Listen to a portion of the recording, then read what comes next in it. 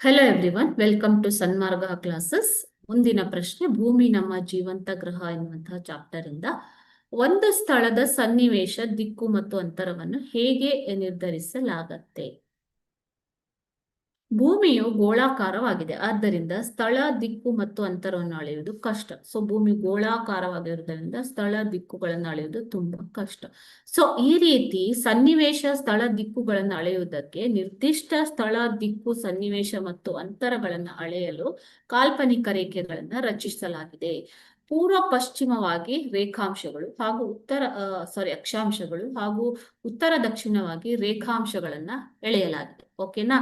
So ಉತ್ತರ ದಕ್ಷಿಣವಾಗಿ ರೇಖಾಂಶಗಳನ್ನು, ಪೂರ್ವ ಪಶ್ಚಿಮವಾಗಿ ಅಕ್ಷಾಂಶಗಳನ್ನು ಎಳೆಯಲಾಗಿದೆ. ಇವುಗಳ ಮೂಲಕ ಭೂಮಿಯಲ್ಲಿ ವೇಳೆ ಮತ್ತು ಸನ್ನಿವೇಶ ದಿಕ್ಕುಗಳನ್ನ ಅಳೆಯಲಾಗುತ್ತೆ. Okay, thank you.